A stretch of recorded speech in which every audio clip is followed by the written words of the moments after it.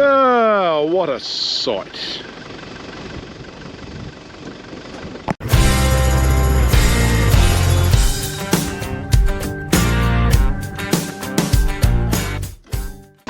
Well, g'day guys and welcome back to the channel. It is currently Monday the 14th of April. I am hoping we are back. I got a new ute. Needed a farm ute. Came up cheap, mechanic friend strongly recommended it, so we got it. And to be fair, it's pretty good. Now, these girls are going to the yards today to be drafted into two mobs. They're going to be drafted into terminal and parental. So I'll put my fats and skinnies together because they're pretty similar in condition now.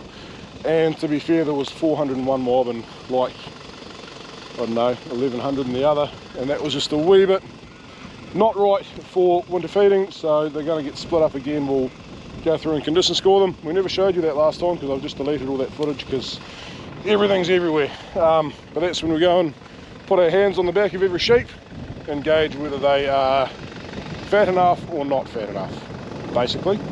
Yeah, so we'll do that again later on. They are mostly off. Had a bit of hoo-ha trying to get this done this morning, but we got there and nothing's died, which is good.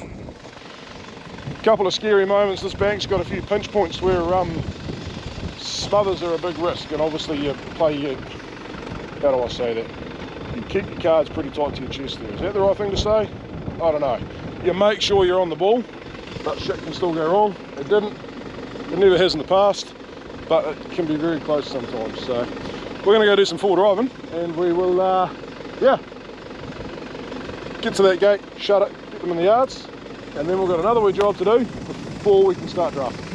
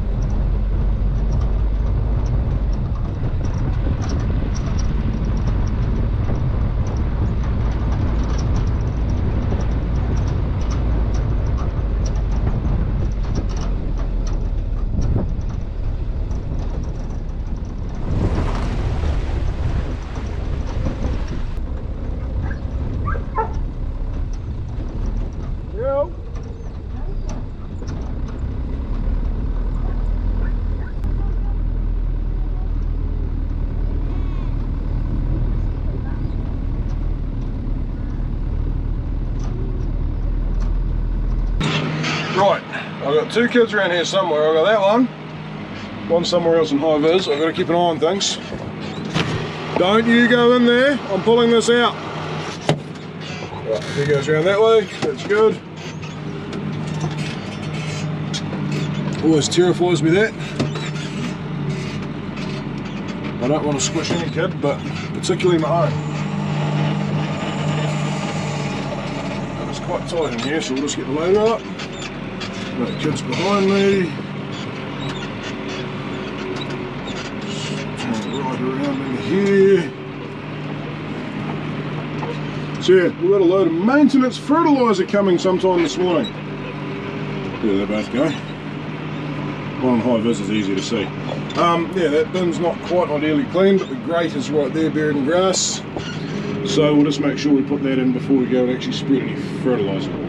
It won't be today, because it is about to absolutely bucket down. I would. Good work, guys. Good work. Keep me out of the way. I like to think I've taught them well, but at 6 and 9 years old, I don't trust their judgment entirely, so we will keep a close eye on things.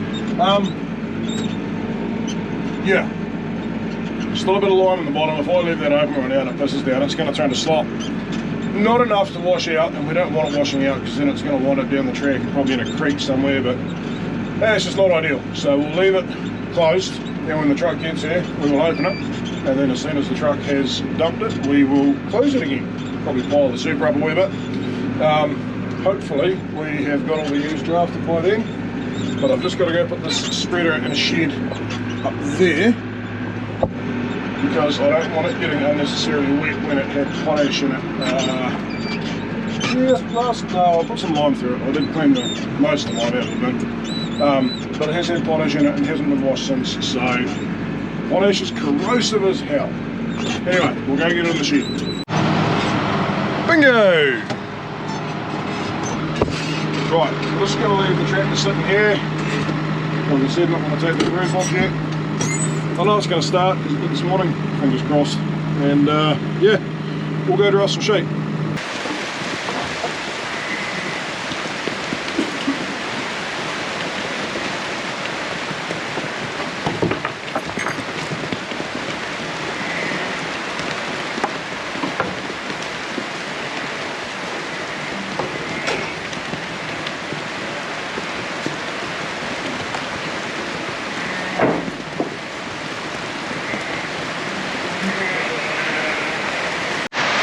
Man, guys, that is really bucketing down out there. Whoa. So we've got 6 out of, I don't know, 200 odd. Might not seem worth it, but it is a part of our breeding program. These sheep are sheep that have not behaved necessarily. So most of them are ones that have needed land. Some of them are ones that we've kept that haven't reared their own land or they're mothered onto or something. Not that we do a lot of that, but yeah, we don't want to be keeping replacements from them. What's good about that is that we're going to have a lot of ewes to a Romney ram. Bearing in mind, we'll find out in the next few days, we should be very close to 2,400 ewes. I don't think we'll quite be there. We should be very close to 2,400 ewes going to the ram this year, which is good because we've been trying to keep 620, 650 replacements from as little as 21, 20 ewes. Which means it's a bigger percentage of our lambs born, which means we've got less to kill. So yeah, it's nice this year that we might have 1,500 ewes going to a Romney ram, which is a good pick for our replacements. Come on, girl. There you go. Long tailer. I swear, tailing creates an attitude adjustment. That needs fixed. Yeah, and we'll still have hopefully close to 900 going to the terminal, which means good lambs away. And a big chunk of our terminals this year, obviously the Tudus are all terminals, but outside of that, a big chunk of our terminals will be earlies, which means that they're on average 18 or 19 days older than the Romneys, which means that not earlier as in age, but earlier as in by date, we'll get them away earlier. So, yeah, should be good. That is, of course, as long as we have the feed to feed them. which I think we will look at the place right now, but we've still got a month and a half to go before winter hits, and we've still got a lot of stock on. We've got really good crops and really good grass covers, but that weather is not helping grass growth, so yeah, we've just got to see what happens.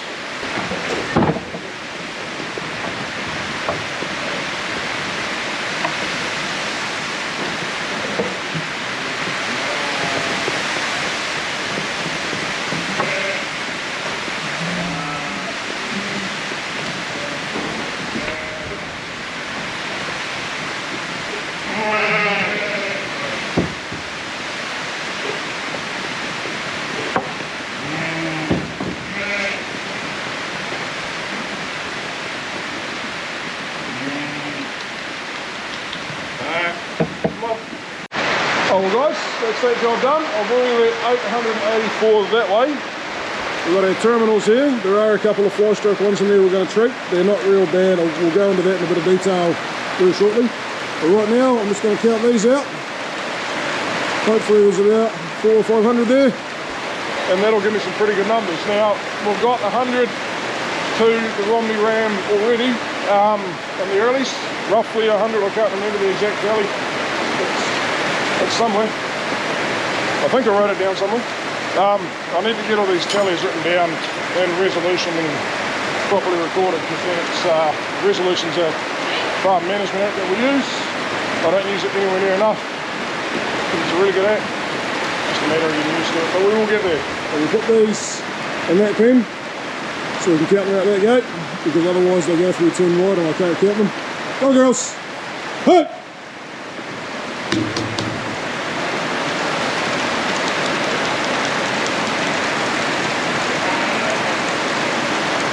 Hut!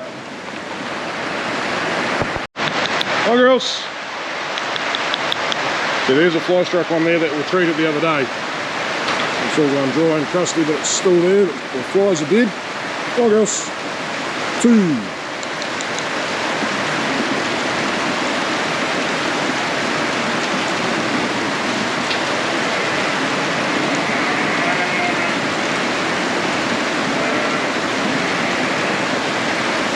I'll make that 57.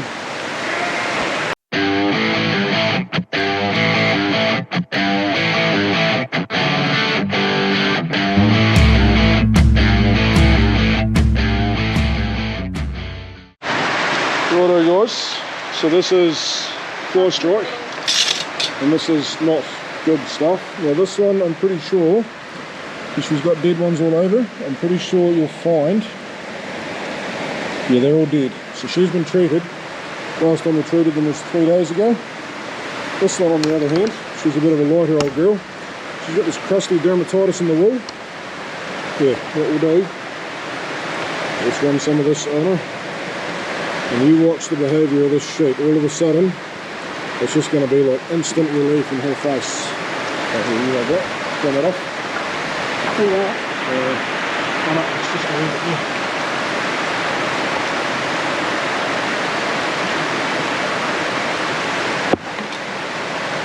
Now, look at this guys, they're just falling out of it. Right, Sarah, you can let them go, just let that go. Those maggots are all dying a very painful but fast death right now. He needs to settle down. Yeah. I'm a little bit cagey about showing you that, especially on a light ewe. But when you see her there, she's not horrendous. Obviously she's not been eating for a couple of days, day or two. These flies that we're dealing with, we all think it's the green fly. I did a bit of looking into it and it's not. It's a thing called the common flesh fly, and it's just a blowfly. But what they do is they lay live larvae. So unlike the traditional blowfly, horse fly or whatever it's called, the big fella that lays eggs, and you get a bit of warning.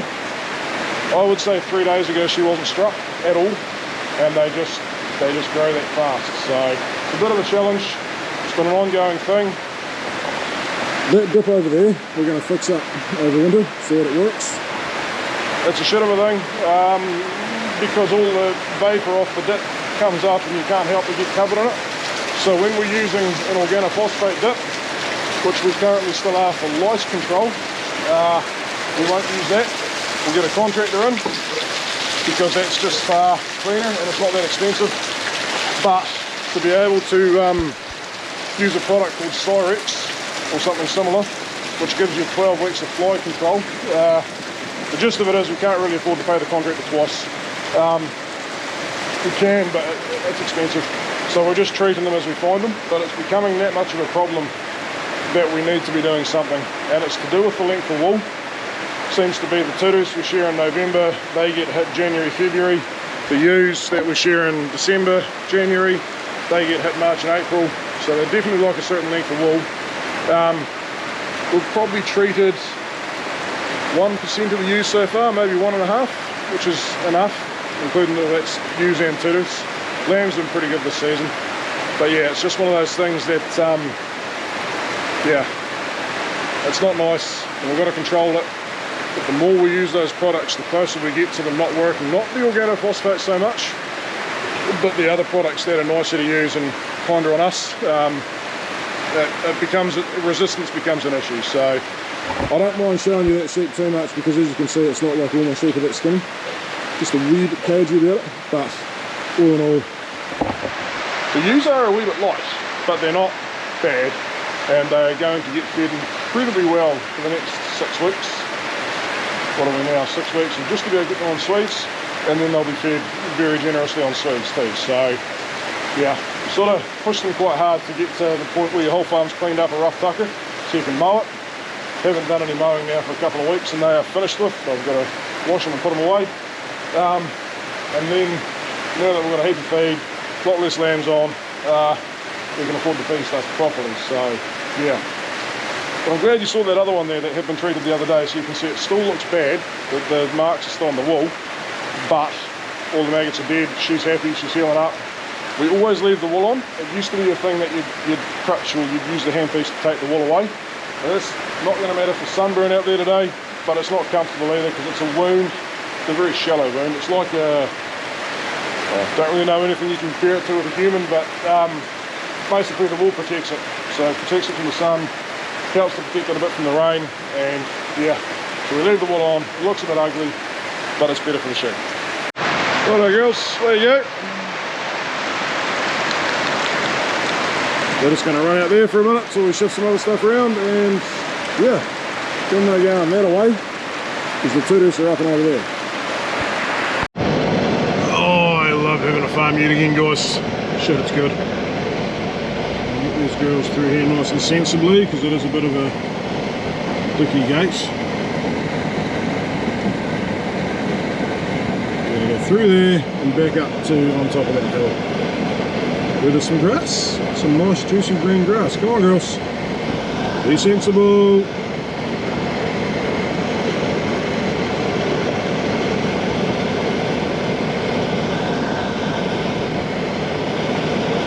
I reckon there might be quite a worm burden in these ewes this year, but I'm not going to give in to drench mixed age ewes at mating. The only time they get that is an injectable drench pre-lamb.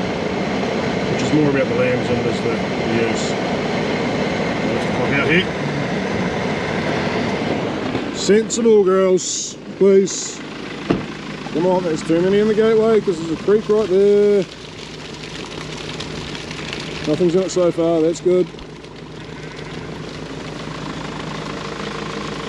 Who's going to go? Which way?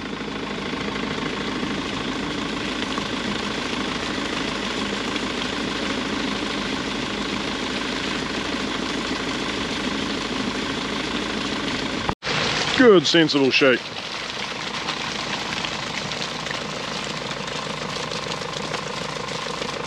And there we go, 1,400 ewes. Neros makes no difference, shifting themselves off that bank. Good work, girls. And one last mob to shift for the morning. Turtles. As you can see, there's a few of them that had flies on them too. They're treated and they're gone, but it's been a battle this season. That's why next season we're going to have something in order we can do for prevention. As soon as it starts happening, we'll do it. But not with, yeah, the same chemical as we do for lice. Now, I'm not certain yet, but I reckon next time they get shifted, possibly should have even been in there, they'll be behind some silly string. Not to put pressure on them, but just to give me enough blocks to keep moving them on to... I mean, this right here in a gateway, but this sort of residual out here, I think is what I'm going to be leaving for a wee while. It's a hard balance. If the grass is growing right now, quality is not an issue. If you have quality feed, and you know, if this paddock, for example, it's all good quality feed, there's no thatchy horrible base in it.